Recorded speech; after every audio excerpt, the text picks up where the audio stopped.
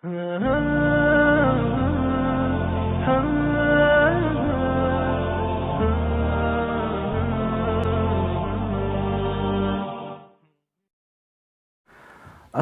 علیکم ورحمۃ اللہ وبرکاتہ۔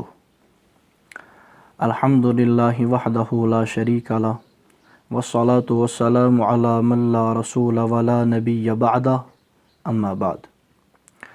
میرے انتہائی واجب الاحترام، قابل صد احترام مسلک اہل سنت والجماعت سے تعلق رکھنے والے غیور مسلمان بھائیوں، بزرگوں اور دوستوں، اور میری پردہ نشین ماؤں اور بہنوں، نماز کے اندر تکبیر تحریمہ کے علاوہ رفع الیدین کرنا منسوخ ہے۔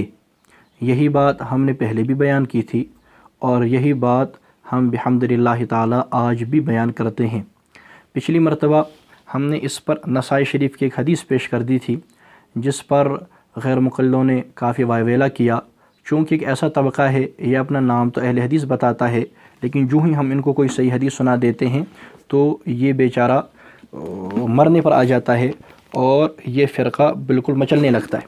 ہم نے نسائی شریف کی ایک حدیث شریف پیش کی تھی، جو درسی نسخے میں جلد اول صفحہ 117 پر ہے۔ امام نسائی رحمۃ اللہ تعالی علیہ نے رفع الیدین کا باب قائم کیا، رکوع کی رفع الیدین کا۔ اس میں حضرت عبداللہ ابن عمر رضی اللہ تعالی عنہ کی حدیث بیان کی۔ اس کے بعد باب باندھا ترک ذالک، پھر صحیح سند کے ساتھ ایک حدیث نقل کر دی کہ حضرت عبداللہ ابن مسعود رضی اللہ تعالی عنہ فرماتے ہیں، الا اخبرکم بصلاۃ رسول اللہ صلی اللہ علیہ وسلم قال فقام فرفع یدیہ اول مرۃ ثم لم یعد۔ حضرت عبداللہ ابن مسعود رضی اللہ تعالی عنہ فرماتے ہیں، خبردار میں تم کو اللہ کے رسول صلی اللہ علیہ وسلم کے نماز کی خبر دوں۔ اس کے بعد راوی کہتے ہیں آپ کھڑے ہوئے، آپ نے صرف پہلی مرتبہ رفع الیدین کی، اس کے بعد پوری نماز کے اندر آپ نے رفع الیدین نہیں کی۔ اب یہی صحیح حدیث میں نے سنا دی تھی، ساتھ میں نے کہا کہ اس میں امام نسائی رحمۃ اللہ تعالی علیہ نے اس پر ترک ذالک کا باب باندھا ہے، یعنی اس کا چھوڑ دینا۔ تو میں نے بتایا کہ دیکھیے یہ ثابت ہو گیا کہ رفع الیدین کرنا منسوخ ہے۔ اس پر ہمارے ایک عادل سلفی صاحب ہیں غیر مقلد، ان کی طرف سے ایک ویڈیو منظر عام پر آئی، جس ویڈیو میں میرے اس بیان پر کچھ اعتراضات کیے گئے تھے۔ الحمدللہ ہم نے فوراً اس کا نوٹس لیا اور اس کا جواب بھی سوشل میڈیا پر آ گیا۔ جن لوگوں نے دیکھا ہوگا وہ تو باخبر ہوں گے ہی، اور جن لوگوں نے نہیں دیکھا وہ اس کو سوشل میڈیا پر، یوٹیوب میں میں جو ہماری چینل ہے اس میں وہ اس کو ملاحظہ کر سکتے ہیں۔ اس کے بعد اب کل عادل سلفی صاحب کی ایک اور ویڈیو منظر عام پر آئی۔ اس کے بارے میں ہم یہ کہیں، سب سے پہلی بات کہ اس ویڈیو کے اندر آپ غور کریں، آپ کو نظر آئے گا کہ بہت ساری وہ باتیں ہماری ہیں جن کا ان کی طرف سے کوئی جواب نہیں دیا گیا۔ سب سے پہلی بات، یہ حدیث شریف جو ہم نے پیش کی تھی اور ساتھ میں بتایا اس کی سند بالکل صحیح ہے، سفیان ثوری رحمۃ اللہ تعالی علیہ کے بارے میں جو اعتراض کرتے ہیں اس کا جواب دیا، ساتھ میں بتایا کہ البانی صاحب بھی اس کو وہ مشکات شریف کی تخریج میں اس کو صحیح کہتے ہیں، اور کہتے ہیں کہ مسلم کی شرط پر صحیح ہے۔ کوئی جواب نہیں، ایک بات۔ دوسری بات، ہم نے حضرت امام اعظم ابو حنیفہ رحمۃ اللہ تعالی علیہ کا فرمان پیش کیا تھا موطا امام محمد کے حوالے سے۔ امام محمد رحمہ اللہ تعالی امام صاحب رحمہ اللہ کے ڈائریکٹ شاگرد ہیں، تو پتہ چلا یہ سند متصل کے ساتھ ہے، یہ موطا امام محمد ہے، اور اس کا صفحہ نمبر 90 ہے اور 91 درسی نسخہ۔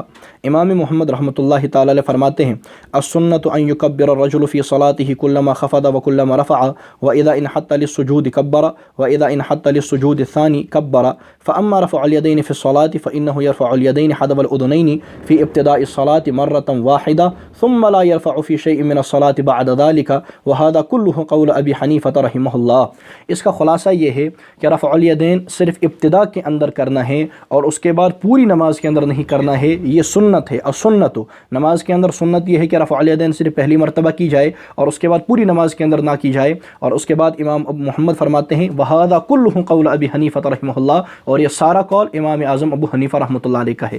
تو ہم نے صحیح حدیث بھی پیش کر دی، ساتھ میں ہم نے صاحب مذہب جن کے ہم اجتہادی مسائل میں مقلد ہیں، حضرت امام اعظم ابو حنیفہ رحمۃ اللہ تعالی علیہ، ان کا صریح فرمان پیش کر دیا کہ امام صاحب صاف فرماتے ہیں کہ سنت یہ ہے صرف پہلی مرتبہ رفع الیدین کی جائے گی، اس کے بعد رفع الیدین نہیں کی جائے گی۔ اس فرمان کا بھی ان کی طرف سے کوئی جواب نہیں آیا۔ نمبر 3، انہوں نے پچھلی ویڈیو میں مجھ پر ایک جھوٹ بولا تھا جس کی میں نے نشاندہی کی۔ انہوں نے بتایا تھا جو خود کو مناظر اسلام کہتا ہے، ملاحظہ فرمائیں، سون اخ گالی مقلد محمد نعمان نوشہری اس پنس پانس مناظر اسلام ونان۔ اس پر میں نے یہ بات عرض کی تھی کہ یہ اس کا ثبوت پیش کریں. اگر انہوں نے ثبوت پیش کر دیا کہ میں نے اپنے آپ کو کہیں بتایا ہوں میں مناظر اسلام ہوں، میں نے بتایا ہوں، اس کو ثبوت پیش کریں، ٹھیک، معاملہ ختم ہو جائے گا. اگر یہ ثبوت پیش نہیں کر پائے تو یہ جھوٹ ہے، جھوٹے پر اللہ کا قرآن لعنت کرتا ہے. رمضان کے اندر تو یہ زیادہ ہی خطرناک مسئلہ ہو جاتا ہے. لہٰذا ان کو چاہے یا ثبوت پیش کرے یا جھوٹ سے توبہ کرے. اس کا بھی ان کی طرف سے کوئی جواب نہیں آیا. 3 نمبر 4 میں نے بتایا تھا کہ اس بیچارے کو ترک اور الرخصۃ فی ترک میں فرق ہی سمجھ نہیں آیا. میں نے پیش کیا تھا باب ترک ذالک اور انہوں نے اس کے جواب میں پیش کیا الرخصۃ فی ترک ذکر. تو کیا آپ اس سے بھی منسوخیت ثابت کریں گے؟ میں نے اس کے جواب میں کہا تھا کہ یہ اتنا ان پڑھ ہے اور امام نسائی رحمۃ اللہ تعالیٰ علیہ کے ابواب سے اتنا جاہل ہے کہ اس کو مطلقاً ترک اور الرخصۃ فی ترک ذکر اس کے اندر کوئی فرق نہیں پتہ. حضرت نے اس کا کوئی معقول یا اس کا کوئی ایسا جواب نہیں دیا کہ جو تسلی بخش ہو، اطمینان بخش ہو، اور یہ اس سے بھی گریز کر گئے ہیں. لہٰذا یہ بھی ابھی اس کے سر پر ہے. ہو گئی 4 باتیں. 5واں انہوں نے بتایا تھا کہ جو چیز منسوخ ہوتی ہے تو اس پر عمل کرنا جائز نہیں ہوتا. میں نے کہا تھا بالکل یہ بات ٹھیک ہے. مثال دی تھی قبل اول کی، شراب کی. ثانیہ میں نے بتایا تھا کہ اس میں فرق ہے. ایک ہے منسوخ محکم منسوس اور ایک ہے نسخ اجتہادی. ہم نے رفع الیدین کے بارے میں کبھی نسخ محکم منسوس کا دعویٰ نہیں کیا، ہم نسخ اجتہادی کا دعویٰ کرتے ہیں. اس کے بارے میں بھی بالکل یہ جو ہے نا بالکل سم بکم عمی فہم لا یرجعون کے مصداق بنے ہیں. کوئی جواب نہیں اور کوئی اس پر بات نہیں. یہ سب کچھ یہ سعودیہ کے پیٹرولیم کی ایڈ سمجھ کر کے کھا گیا ہے. اس کا کوئی جواب نہیں. 5 چھٹا میں نے پیش کیا تھا کہ آپ کے عبدالروف سلفی نے بتایا تھا کسی چیز کو فرض سنت وغیرہ کہنا. انہوں نے اپنی ویڈیو کے اندر ایک زمانے میں بتاتے تھے، بعد میں تو وہ بالکل ہی غائب ہی ہو گئے. انہوں نے بتایا تھا یہ کلام الزنادقہ ہے، یہ بدعت ہے. تو آج جو غیر مقلد رفع الیدین کو سنت کہتے ہیں وہ زندیق اور بدعتی کیوں نہیں ہوتے؟ اس کا بھی کوئی جواب نہیں. نمبر 7 میں نے تحفہ حنفیہ کا تذکرہ کیا تھا، اس میں اس کو بدعت بتایا گیا ہے، تو اس کا بھی کوئی جواب نہیں. یہ 7 وہ موٹی موٹی باتیں ہیں جن کا آج کی اس نئی ویڈیو میں کوئی جواب نہیں آیا. یہ 7 باتیں ابھی اس کے سر پر ہیں. یہ میں نے مختصر طور پر آپ حضرات کے سامنے رکھ دیا. یہ کتنا لاچار طبقہ ہے، بالکل یہ بات چھوڑ کر کے آگے چل رہا ہے. حدیث شریف کا کوئی جواب نہیں، امام ابو حنیفہ رحمہ اللہ کے فرمان کا کوئی جواب نہیں، جو اس نے جھوٹ بولا رمضان میں اس کا کوئی جواب نہیں، وہ منسوخیت کے مسئلے کا کوئی جواب نہیں. اسی طریقے سے ترک اور الرخصۃ فی ترک، اس پر یہ کم از کم اعتراف تو کر لیتا نا اور میرا شکریہ ادا کرتا کہ ہاں بھائی عادل صاحب نہیں جانتے تھے اور وہ بیچارے بہک گئے تھے تعصب کے اندر اور ان کو ترک اور الرخصۃ فی ترک کا وہ معنی سمجھ نہیں آیا تھا. نعمان صاحب نے نشاندہی کر دی، میرا شکریہ بھی ادا نہیں کیا، تو اس پر بھی کوئی بات نہیں کی. اچھا اپنے عبدالروف جو ان کے کندھے کے ساتھی ہیں ان پر بھی کوئی تبصرہ نہیں کیا. تحفہ حنفیہ کا بھی کوئی جواب نہیں دیا. یہ ساری باتیں وہ ہیں جو اس کے سر پر ہیں. انشاءاللہ یہ اسی قرض کے ساتھ مر جائے گا. اب چلیے آگے. اس حدیث آج کی جو اب ان کی نئی ویڈیو آئی ہے، کمال کر دیا ہے حضرت نے.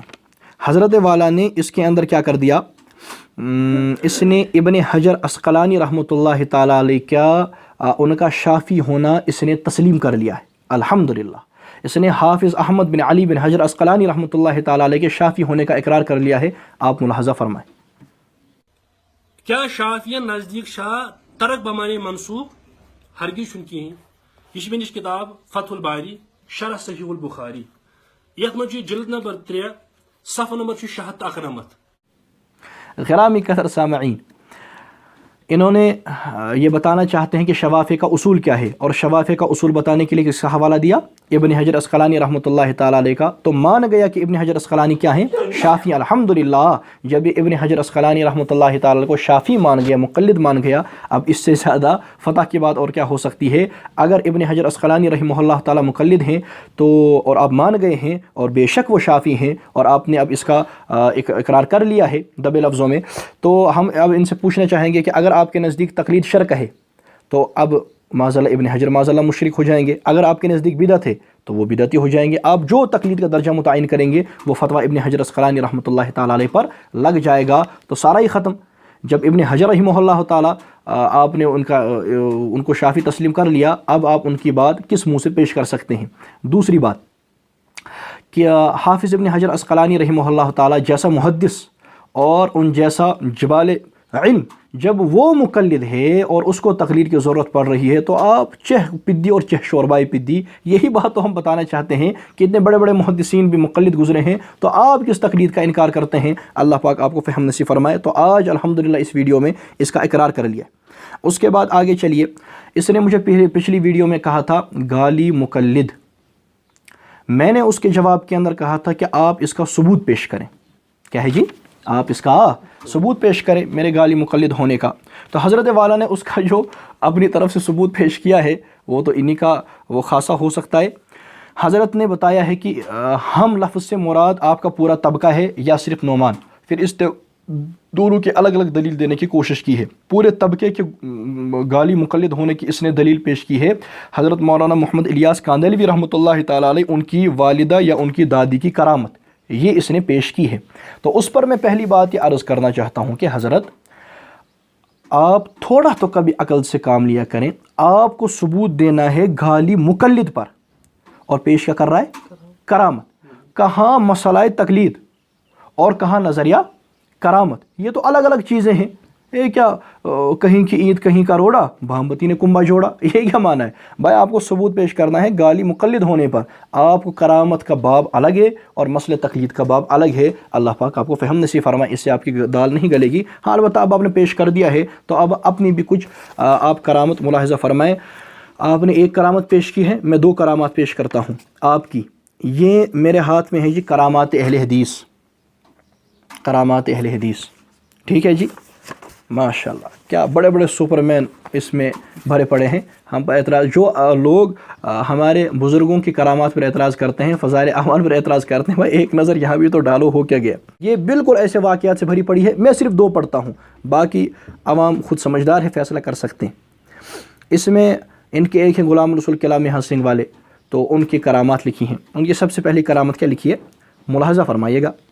کہتے ہیں ایک بار قلعہ میاں سنگھ میں ایک حجام آپ کی حجامت بنا رہا تھا کہ اس نے یہ شکایت کی، حضور میرا بیٹا کئی سال سے باہر گیا ہوا ہے جس کا ہمیں کچھ پتہ نہیں کہ کہاں ہے، زندہ ہے یا مر گیا ہے، بس یہ ایک ہی بیٹا تھا، اس کی فکر میں ہم تو مرے جا رہے ہیں. آپ تھوڑی دیر خاموش رہے، پھر فرمایا میاں وہ تو گھر بیٹھا ہے، میاں وہ تو گھر بیٹھا ہے اور کھا رہا ہے، جاؤ بے شک جا کر کے دیکھ لو. حجام گھر گیا تو سچ مجھ بیٹا آیا ہوا تھا اور کھانا کھا رہا تھا. بیٹے سے ماجرا پوچھا تو اس نے کہا ابھی ابھی میں سخر سندھ میں تھا، ابھی ابھی میں سخر سندھ میں تھا، معلوم نہیں مجھے کیا ہوا اور کیوں کر طرفت العین میں یہاں پہنچ گیا. اللہ اکبر، ماشاء اللہ کیا کرامات ہیں. بیٹا ہے سندھ میں، حضرت وہاں سے طرفت العین پلک جھپکتے ہی کہاں پہنچ گئے؟ گھر میں. یعنی وہ وہاں غائب ہو گیا، یہاں پیدا ہو گیا. اور غلام رسول قلعہ میاں سنگھ والے ان کو حجام کی دکان پر پتہ لگ رہا ہے کہ وہ وہاں غائب ہو گئے اور یہاں پیدا ہو گئے. ماشاءاللہ اتنا تیز تو سپر مین بھی نہیں چلا کرتا تھا. جو وہ بچے وغیرہ وہ کارٹون وغیرہ دیکھتے تھے بچپن میں، ہمارے ساتھی کچھ بتایا کرتے تھے اس کے بارے میں، تو اتنا تیز تو وہ بھی نہیں چلتا تھا جتنا وہ ہمیں بتایا کرتے، جتنے آپ کے وہ کرامات تیز چل رہی ہیں. آگے چلیں، اگلی دوسری کرامت ہے آپ کا ایک اور کشف. کہتے ہیں فضل الدین نمبردار سکنہ ماں ضلع گوجرانوالہ کا بیان ہے کہ میں نے ایک ساہوکار تاجر سے 1200 روپے قرض لیا تھا اور وہ مجھے بہت تنگ کر رہا تھا. چنانچہ ایک بار تو اس نے مجھے نوٹس دے دیا اور قریب تھا کہ دعویٰ کر کے مجھے ذلیل کرتا. میں مولانا کی خدمت اقدس میں حاضر ہوا. اب یہ آدمی جاتا ہے ان کے اس غیر مقلد مولوی صاحب کے پاس، اپنی غربت اور ناداری کا ذکر کیا اور دعا کی فہمائش کی. آپ نے فرمایا گھبراؤ نہیں، جاؤ 4 آدمی ساتھ لے کر کے اس سے حساب کرو، صرف 22 روپیہ نکلیں گی، وہ ادا کر دینا. فضل الدین حیران ہوا کہ میں نے ابھی تک اسے دیا لیا تو کچھ ہے نہیں، بھلا 22 روپے کیسے نکلیں گے؟ اس نے اس ساہوکار کو ابھی کچھ نہیں دیا تھا اور یہ صاحب کہتے ہیں کہ صرف 22 روپے نکلیں گے. اب خود فضل الدین پریشان ہے کہ کیسے نکلیں گے. آگے آپ سنتے چلے جائیں کیسے نکلیں گے. آپ نے فرمایا جا تو 22 روپے سے زیادہ نہیں نکلیں گے. وہ چند دوستوں کے ساتھ لے کر گیا اور ساہوکار سے کہا کہ بہی کھاتا لاؤ اور میرا حساب صاف کر لو. ساہوکار نے بھائی کھاتا نکالا تو دیکھا کہ اس کے حساب میں کہیں لکھا ہے فلاں تاریخ کو اتنی گندم لی، اتنا تمباکو وصول ہوا، اتنی کپاس آئی. سارا حساب جو لگایا تو بقایا صرف 22 روپیہ نکلے. ساہوکار حیران تھا کہ یہ کیا ماجرا ہے اور فضل الدین بھی حیران تھا، مگر بہی کھاتے کے مطابق 22 روپیہ دے کر حساب صاف کر دیا. یعنی قرضہ کتنا تھا جی؟ 1200 روپے. اس نے کہا صرف 22 کتنا نکلیں گے؟ صرف 22 روپے نکلیں گے اور گئے حساب کرنے کے لیے. وہاں کیا لکھا ہوا تھا کہ اتنی کپاس آئی، فلاں تاریخ کو اتنا تمباکو ہوا، اتنی گندم لی. حالانکہ خود فضل الدین بھی پریشان ہے، میں نے کبھی لیا ہی نہیں، اور ساہوکار بھی پریشان، اس نے کبھی لایا نہیں، لیکن پھر بھی وہاں لکھا ہوا نکلا.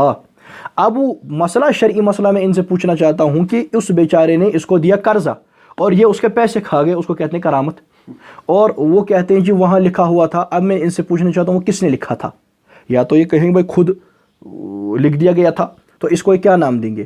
نمبر 2، اگر انہوں نے لکھوایا تو یہ تو دھوکہ ہے، دڑی ہے، وہ بیچارہ قرضہ دے رہا ہے اور یہ اس کا پیسہ کھا رہے ہیں، اور وہاں لکھ دیا جاتا ہے کہ اتنا لایا، حالانکہ وہ خود پریشان، میں نے دیا نہیں، اور اس کو کرامت کا نام دیا جا رہا ہے۔ یہ کرامت ہے، استدراج ہے، یہ تو دھوکہ ہے، یہ تو لوگوں کا، ایک مسلمان کا اس نے، اگر وہ مسلمان تھا اس کا مال کھایا ہے، اور اگر مسلمان نہیں بھی تھا، کوئی انسان تو تھا نا، کسی کا بھی مال کھانا تھوڑی جائز ہوتا ہے، تو یہ لوگوں کا مال کھا رہے ہیں اور اس کو کرامت بتاتے ہیں، اور یہ کرامت اہل حدیث میں اس کو درج کیا ہے۔ یہ میں نے مختصر طور پر 2 کرامتیں سنا دی ہیں، اگر ان کی خواہش ہو آگے تو، اور میں نے بتایا نا اس میں بڑے بڑے سپر مین بھرے بیٹھے ہیں، تو آپ میں ان کو بتانا چاہتا ہوں یہ غلو نہیں ہے تو یہ اور کیا ہے؟ آپ کو اس پر تو اعتراض ہے، لوگوں کے پیسے کھا گئے ہو، جاؤ اگر ہو سکے، ممکن ہو سکے ان تک خبر پہنچا دینا کہ اس ساہوکار جو ہے، اس کے جو ورثہ ہیں ان تک یہ باقی پیسے پہنچا دیں، ورنہ قیامت کی پکڑ ہوگی۔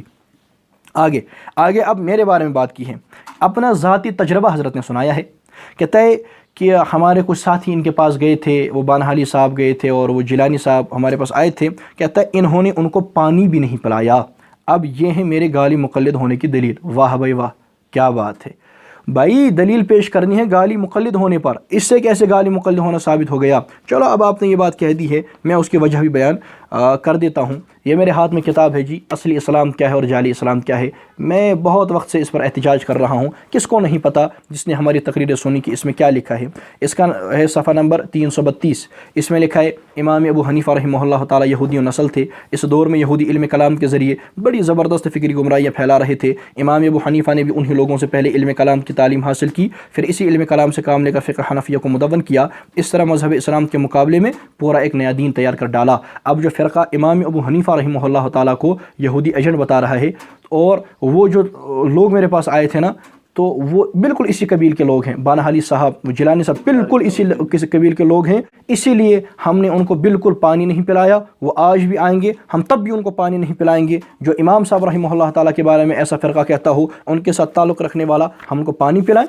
کیا بات آپ کرتے ہیں؟ اچھا، اسی کے اندر انہوں نے بتایا امام ابو حنیفہ رحمہ اللہ تعالیٰ کے بارے میں، آخر میں بھی ان کو منافق کے حال پہ بتایا ہے، ان کو منافق کے حال پہ بتایا۔ آپ مجھے بتائیں، جو امام ابو حنیفہ رحمہ اللہ تعالیٰ کو منافق کے حال پہ بتائے، جو حضرت امام اعظم ابو حنیفہ رحمہ اللہ تعالیٰ کے بارے میں ایسی باتیں کریں، تو کیا ہم ان کو پانی پلائیں گے؟ ہم ان کو گھر کے اندر ایسی وہ کھانا کھلائیں؟ بالکل نہیں کھلائیں گے، اور ہم تو بالکل صاف اعلان کرتے ہیں کہ ہم ان کو بالکل کھانا نہیں کھلائیں گے۔ یہ اس کے آخر میں بالکل انہوں نے ایک اور جو عنوان قائم کیا ہے کہ حنفیہ مسلمان ہیں، اس کے تحت ایک جگہ لکھتے ہیں کہ عبداللہ بن ابی جو مدینہ کا سب سے بڑا منافق تھا، وہ ہر جمعہ کو سب سے آگے بڑھ کر ممبر نبوی صلی اللہ علیہ وسلم کے قریب بیٹھتا تھا اور کھڑے ہو کر مسلمانوں سے کہا کرتا تھا، اے لوگو، یہ اللہ کے رسول ہیں، ان کی باتیں مانو، لیکن دل میں وہ آپ سے حسد، جلن اور دشمنی رکھتا تھا، اور در پردہ وہ اسلام اور مسلمانوں اور اللہ کے رسول کے خلاف سازشیں کرتا رہتا تھا، اور جب بھی اس کو موقع ملتا وہ یہودیوں کی طرح نیش زنی کر ڈالتا تھا،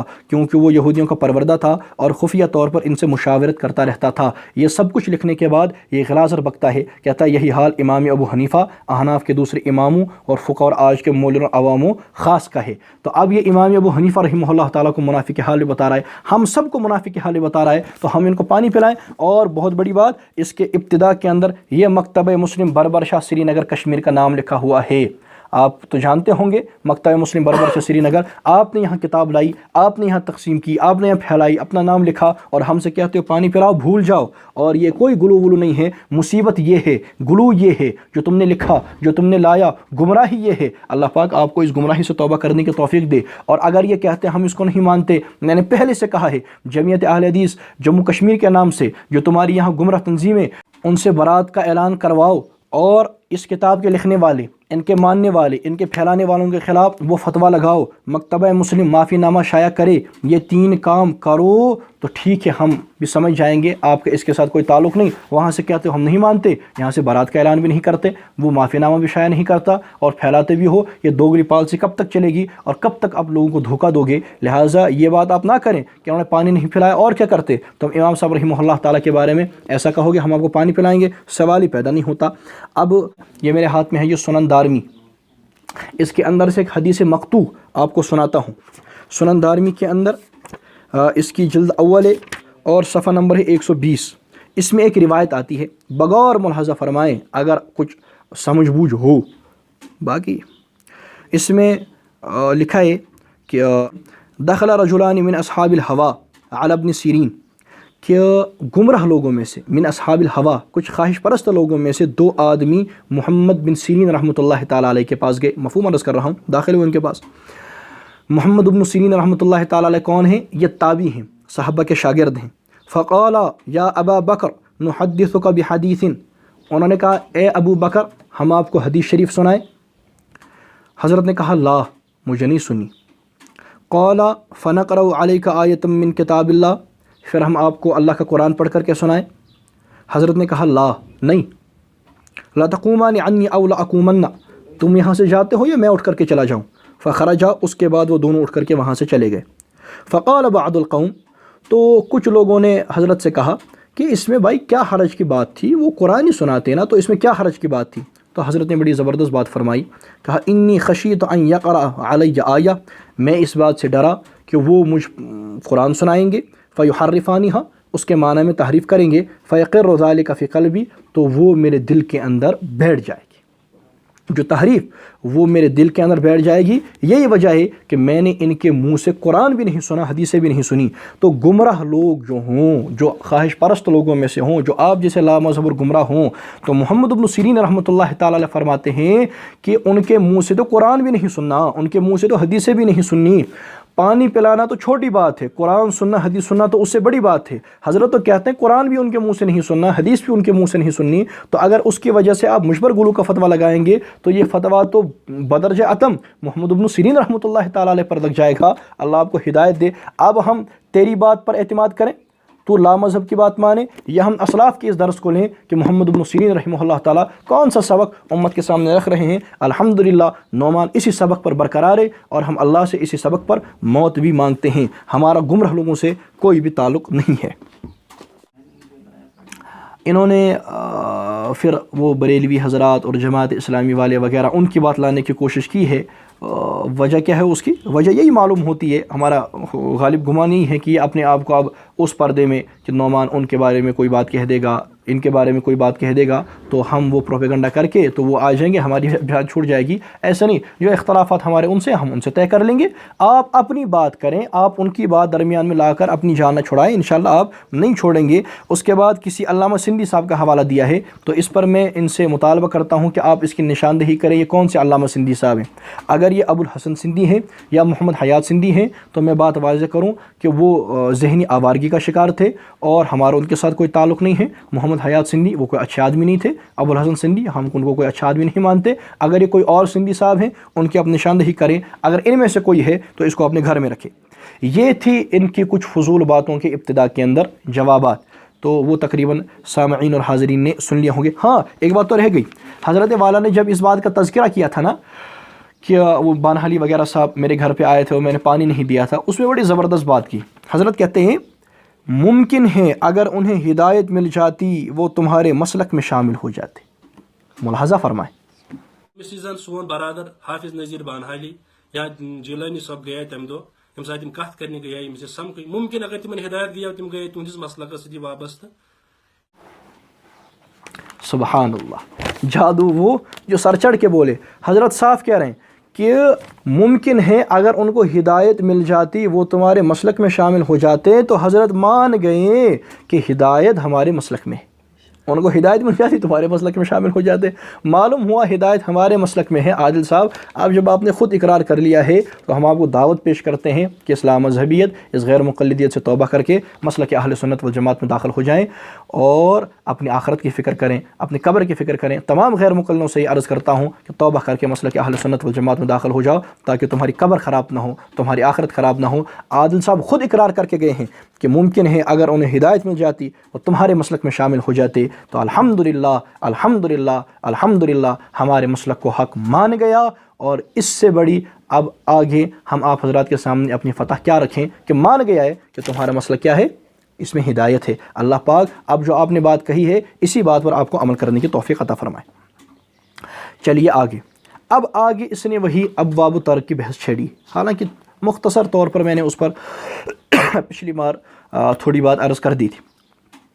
دیکھیے میں شک بہ شک عوام کے سامنے وہ بات رکھتا ہوں، تمام دانشور حضرات ان باتوں کو سمجھ سکتے ہیں.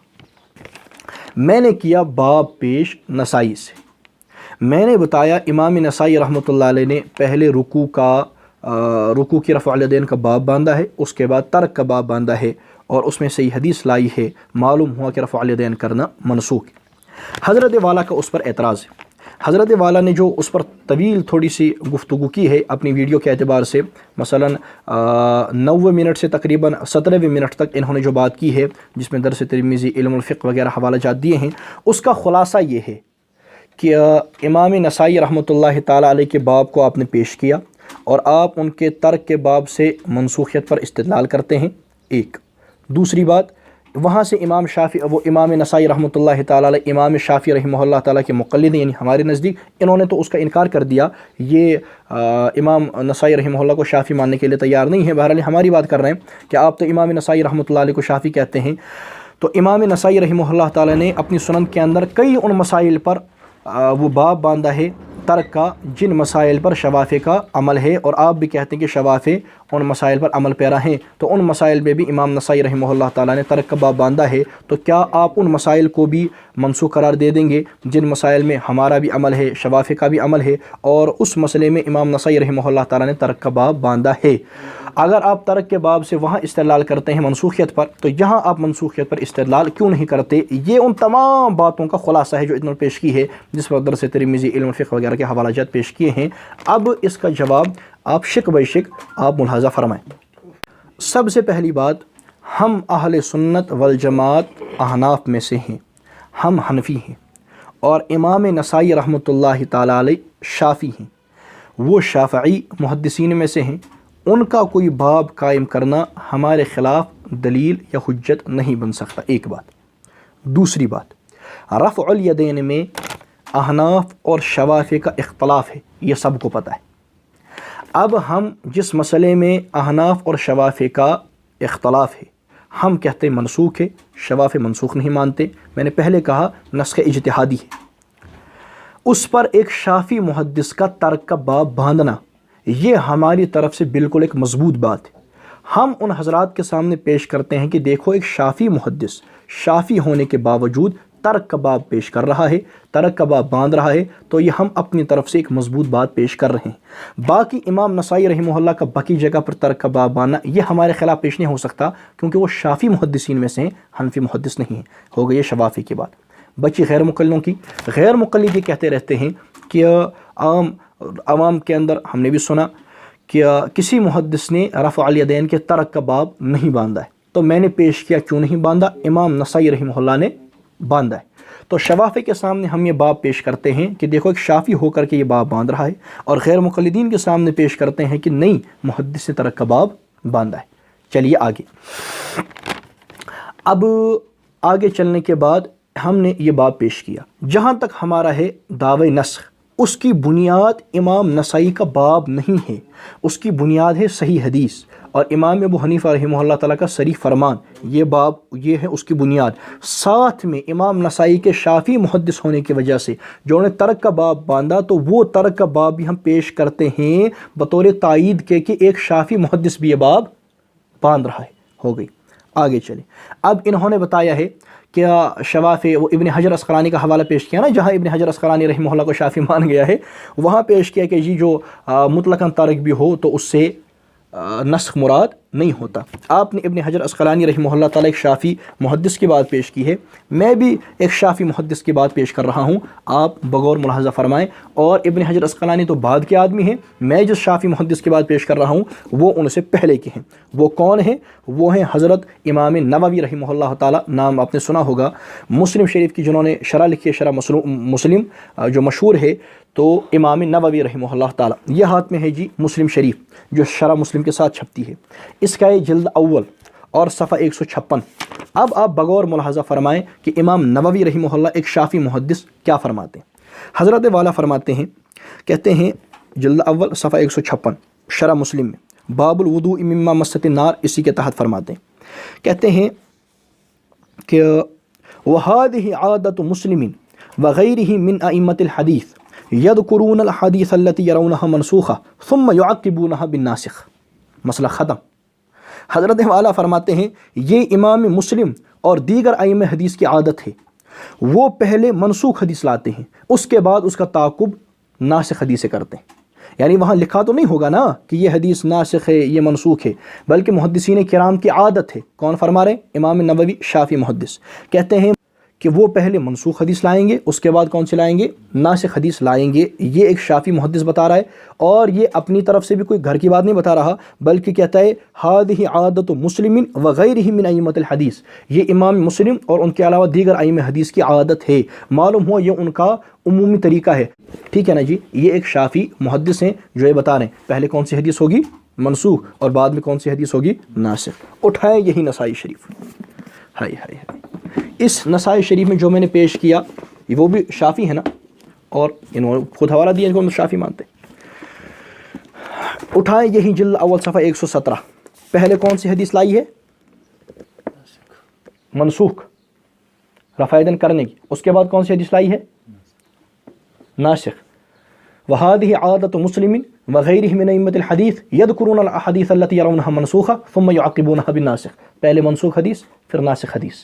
معلوم ہوا کہ رفع الیدین کرنا منسوخ اور نہ کرنے کی حدیث ناسخ. نسائی شریف. اٹھائیں بھائی ترمذی شریف. بھائی ترمذی شریف وہاں سے ادھر لے کر کے آ جائیں. ترمذی بھی لے آئیں، اور اس کے علاوہ جو ہے ابو داؤد شریف بھی لے آئیے. ترمذی شریف میں بھی امام ترمذی رحمۃ اللہ تعالیٰ علیہ نے پہلے رفع یدین کرنے کی حدیث لائی ہے، بعد میں نہ کرنے کی حدیث لائی ہے. امام ابو داود نے پہلے ابو داود میں کرنے کی حدیث لائی ہیں، بعد میں نہ کرنے کی حدیث لائی ہے. وهذه عادة مسلم وغيره من أئمة الحديث يذكرون الأحاديث التي يرونها منسوخة ثم يعقبونها بالناسخ. پہلے منسوخ حدیث لائیں گے پھر ناسخ حدیث لائیں گے. یہ میں نے ایک شافعی محدث کا حوالہ پیش کر دیا ہے جو پہلے میں سے ہے.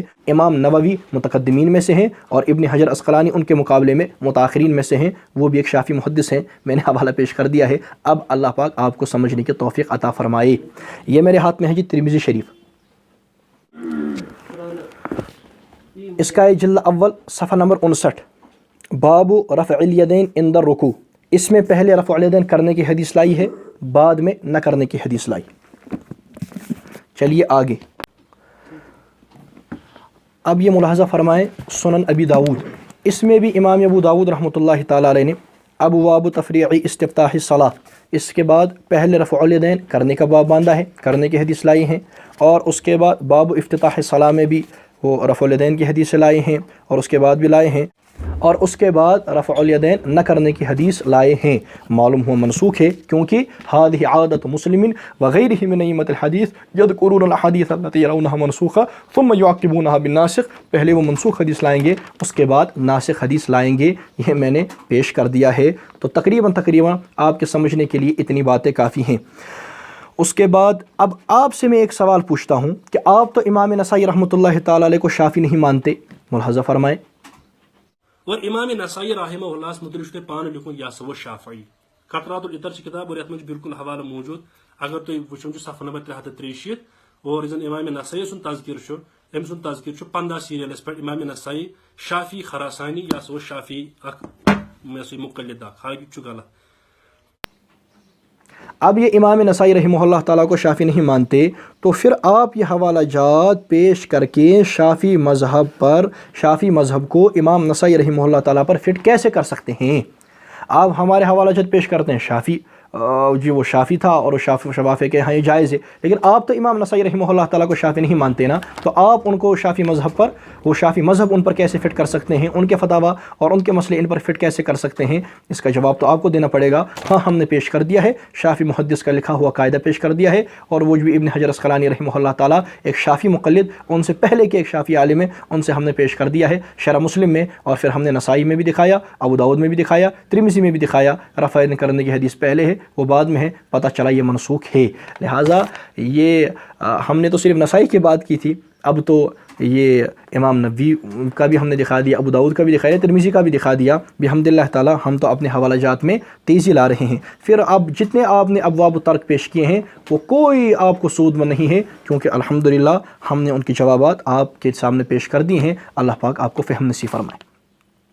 آگے حضرت لدھیانوی رحمۃ اللہ تعالیٰ علیہ کی اس نے جو بات پیش کی تھی تو میں نے اس کا جواب دیا تھا کہ ہماری اختلاف کی یہ نوعیت ہے شوافی اور حنابلہ کے ساتھ، آپ ہیں غیر مقلد لا مذہب، آپ کے ساتھ ہماری اختلاف کی نوعیت نہیں ہے، ان کے ساتھ علیحدہ ہے، ان کے ساتھ علیحدہ ہے۔ اس نے کہا بھائی حضرت لدھیانوی صاحب نے آپ کے لکھا تھا کہ باتفاق امت دونوں صورتیں جائز ہیں، ٹھیک ہے، میں نے بتایا کہ ان کے ساتھ اختلاف کی نوعیت ہے، یہ ان کے ساتھ اختلاف کی نوعیت دوسری ہے، اور ساتھ میں نے بتایا تھا کہ آپ نے مولانا لدھیانوی رحمۃ اللہ تعالیٰ علیہ کا فرمان کس حیثیت سے پیش کیا ہے، اور اس کا بھی کوئی معقول جواب نہیں دے پایا۔ اب حضرت لدھیانوی رحمہ اللہ تعالیٰ کا حوالہ پیش کرتا ہے کہ بے اتفاق امت دونوں جائز ہیں۔ اب میں آپ کی میاں صاحب کا حوالہ اس کے جواب میں پیش کرتا ہوں، یہ میرے ہاتھ میں ہے فتاوی نظیریہ، فتاوی نظیریہ میاں نذیر حسین دہلوی صاحب کی۔ بر صغیر میں تمام غیر مقلدین جب اپنی سند حدیث اوپر لے جائیں گے حضور علیہ السلام کی طرف تو انہی میاں صاحب کے پاس پہنچیں گی، اور میاں صاحب کے پاس سیدھا وہ حنفیوں کے پاس پہنچے گی۔ میاں صاحب شاگرد تھے شاہ اسحاق رحمۃ اللہ علیہ حنفی کے، وہ شاہ عبدالعزیز رحمہ اللہ حنفی کے، وہ شاہ ولی اللہ رحمہ اللہ تعالیٰ حنفی کے۔ میاں نذیر حسین دہلوی سے ان کا علم حدیث کی سند جو ہے غیر مقلدین کے آگے چلتی ہے، آپ کے زبیر علی زئی صاحب کی سند بھی انہی تک پہنچتی ہے، اور یہ ان کے اپنے زمانے میں غیر مقلد حضرات کے سب سے بڑے علامہ اور سب سے بڑے محدث یہ ان کی جماعت میں مانے جاتے تھے۔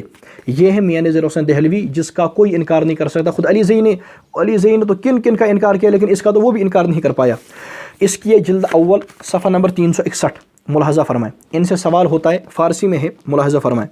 سائل کہتا ہے چہمی فرمایند علماء دین و مفتیان شرعی متین در مسئلہ رفع یدین و آمین آواز بلند در نماز سہگانہ درست یا نہ، و ہر آن شخص کے بار ہر دو مسئلہ مذکورہ عمل کند آن شخص از مذہب امام اعظم رحمۃ اللہ علیہ بیرون شود یا نہ، بین و توجرو۔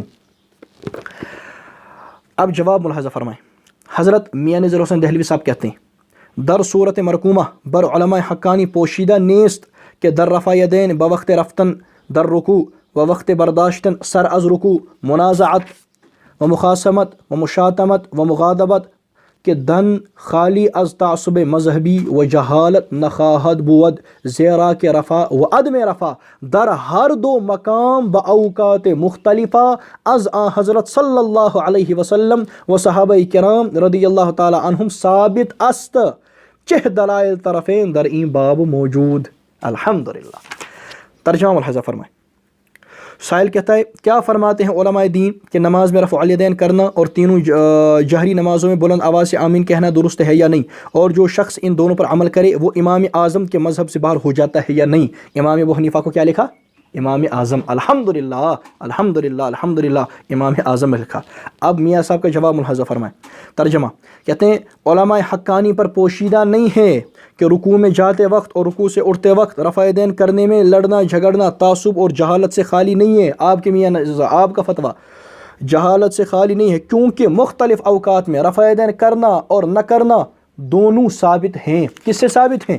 از آ حضرت صلی اللہ علیہ وسلم و صحابہ کرام ثابت است کہ رفع یدین کرنا، آپ کے میاں صاحب کہتے ہیں رفع یدین کرنا نہ کرنا دونوں آ حضرت اور آپ کے صحابہ سے ثابت ہیں، اور دونوں طرح کے دلائل موجود ہیں۔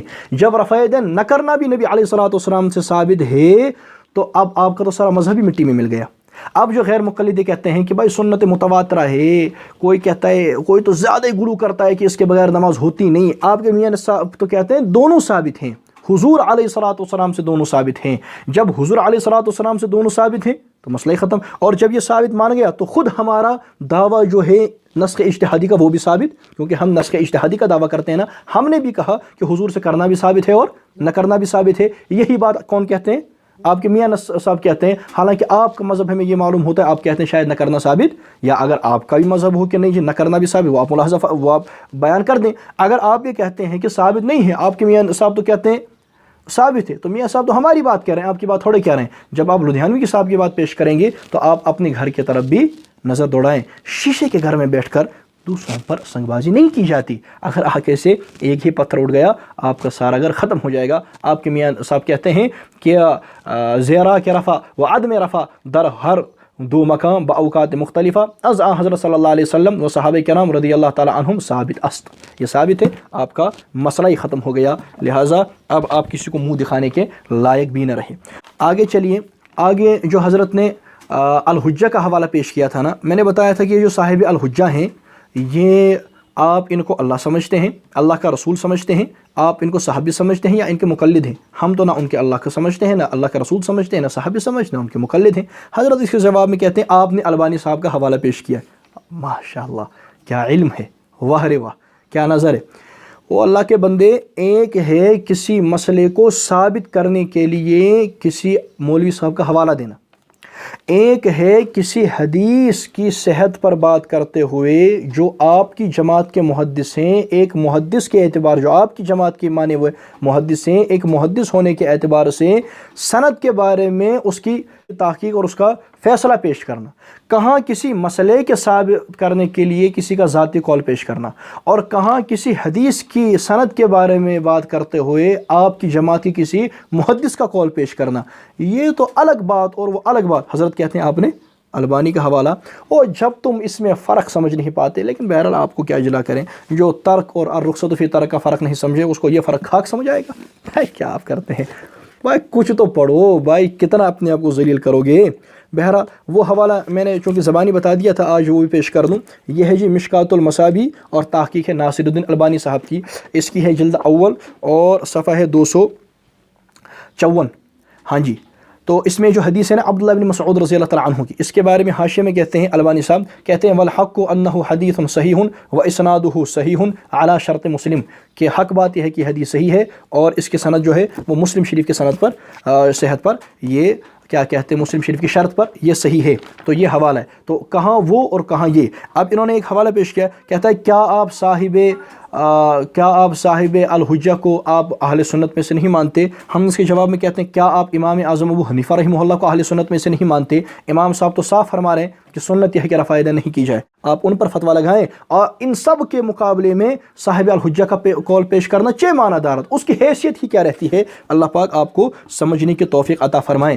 تو میرے بھائیو، یہ میں نے مختصر طور پر اس کی دوسری اس ویڈیو کا تجزیہ کر دیا ہے، عقل والوں کے لیے اتنی بات کافی ہے۔ اچھا ایک اور بات دیکھیے، ایک اور میری بات جس کے میں طرف اشارہ کیا تھا نا پچھلی مرتبہ، جس کا اس نے کوئی جواب نہیں دیا۔ آپ کے عبدالروف صاحب نے ایک مرتبہ کہا تھا زمانے میں کہ کسی چیز کو فرض سنت، یعنی وہ اس کو ثابت کرنے چلے تھے غیر معصوم امتیوں کے اقوال سے کہ یہ کلام الزنادقہ ہے، بدعت ہے، اور وہ سوشل میڈیا پر عبدالروف صاحب کی تقریر اب بھی موجود ہے، میں نے اس کا تفصیلی رد کر دیا تھا، وہ بھی سوشل میڈیا پر موجود ہے۔ اب آپ مجھے بتائیں، جو غیر مقلد رفع یدین کو سنت کہتے ہیں وہ زندیق ہوتے نہیں ہوتے، اور وہ بدعتی ہوتے ہیں نہیں ہوتے؟ کیونکہ آپ کے عبدالروف صاحب نقل کر چکے ہیں یہ کلام الزنادقہ ہے، یہ بدعت ہے۔ معلومات تمام غیر مقلد جو رفع یدین کو سنت کہتے ہیں، اگر عادل صاحب بھی کہتے ہیں تو یہ بھی زندیق ہیں اور یہ بدعتی ہیں۔ آگے ایک اور حوالہ میں آپ کے سامنے پیش کروں جس کا میں نے تذکرہ کر دیا تھا، یہ میرے ہاتھ میں ہے، یہ تحفہ حنفیہ۔ اس تحفہ یہ لکھی ہے داؤد ارشد صاحب نے، حضرت مولانا محمد اسماعیل محمدی رحمۃ اللہ تعالیٰ علیہ، اللہ پاک ان کے درجات بلند فرمائے، ان کا انتقال ہو گیا۔ اس کے جواب میں کتاب لکھی تھی، اس میں ایک جگہ صفحہ 125 پر حضرت رحمۃ اللہ علیہ کو وہ مخاطب کر کے کہتے ہیں فقہائے احناف کا نماز کے ارکان میں سے بعض کو فرض، بعض کو واجب، بعض کو سنت، بعض کو مستحب قرار دینا بدترین بدعت ہے۔ یعنی کسی چیز کو فرض کہنا، واجب کہنا، سنت کہنا، مستحب کہنا، یہ کیا ہے؟ بدترین بدعت ہے۔ آپ کی کتابیں، ہم تو کہتے ہیں آپ کی کتابیں بدترین بدعت ہے، پتہ چلا جو غیر مقلد کہتے ہیں رفع یدین کرنا سنت، وہ بدترین بدعت کے اندر مبتلا ہے۔ اس کے بعد ایک چیلنج کرتے ہیں، وہ ہم آپ کے سامنے رکھتے ہیں، آگے سنیں۔ آگے کہتا ہے اگر جھنگوی میں ہمت ہے، یعنی مولانا اسماعیل محمدی صاحب، اگر جھنگوی میں ہمت ہے تو قرآن و سنت اور اقوال صحابہ سے ثابت کرے کہ نماز میں بعض ارکان فرض، بعض واجب، بعض سنت اور بعض مستحب ہیں، ورنہ تسلیم کرے کہ ہمارا مذہب کتاب و سنت سے زائد ہے۔ یہ ان کو چیلنج کر رہا ہے کہ تم یہ ثابت کرو۔ یہی بات، تمہارے مولوی کی بات، تمہاری کتاب کی بات تم پر لوٹاتے ہیں کہ اگر تم میں ہمت ہے، جو تم رفع الیدین کو سنت کہتے ہو، اس کو اللہ اور اللہ کے رسول سے صراحتاً دکھاؤ۔ صحابہ تو آپ کے یہاں حجت ہے نہیں، صحابہ کی تو ہم آپ کے سامنے بات نہیں کرتے، یہ تو ہمیں کہتا ہے نا، صحابہ کے اقوال صحابہ تو ہمیں کہا، ہم آپ سے کہتے ہیں اگر تمہاری طاقت ہے اللہ کے رسول صلی اللہ تعالیٰ علیہ وسلم سے صراحتاً دکھاؤ رفع الیدین کے لیے سنت کا لفظ، ورنہ تسلیم کرو کہ تمہاری یہ گمراہی، تمہارے گمراہ مسلک کتاب و سنت سے زائد ہے۔ یہی لکھتا ہے نا، ورنہ تسلیم کرے یعنی ہمیں کہتا ہے کہ ہمارا مذہب کتاب و سنت سے زائد ہے، اب تمہیں تسلیم کرو کہ ورنہ تمہارا یہ جو گمراہ مسلک ہے یہ کتاب و سنت سے زائد ہے، تمہاری لامذہبیت کتاب و سنت سے زائد ہے، کیونکہ تم یہ سنت کا لفظ نہیں دکھا سکتے۔ معلوم ہوا اس حوالے سے، اور آپ کے عبدالروف کی جو ایک زمانے میں اس نے بات کی تھی کہ رفع الیدین کو جو غیر مقلد سنت کہتے ہیں، اگر آپ کہتے ہیں پھر آپ بھی اس میں شامل ہے، یہ بدترین بدعت ہے، کلام الزنادقہ ہے، اور پھر آپ کا مسئلہ کتاب و سنت سے زائد ہے۔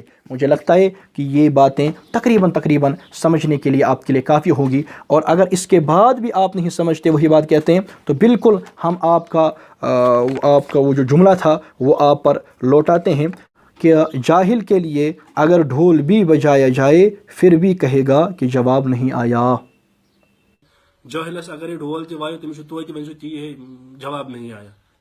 بالکل یہ بات آپ پر فٹ ہوتی ہے، تو اب اس کے بعد ہمیں امید رہے گی کہ انشاءاللہ وہ تقریباً بات سمجھ گئے ہوں گے۔ چلیے آگے، پھر انہوں نے ایک بات کی ہے کہ بھائی وہ سینے پر ہاتھ باندھنے کے بارے میں اس نے میری بات پر کبھی اعتراض کیا تھا تو میں نے جواب نہیں دیا، تو میں اس کے بارے میں کہوں کہ حضرت میں بار بار آپ سے کہہ رہا ہوں کہ آپ کیوں اپنے آپ کو ذلیل کرتے ہیں۔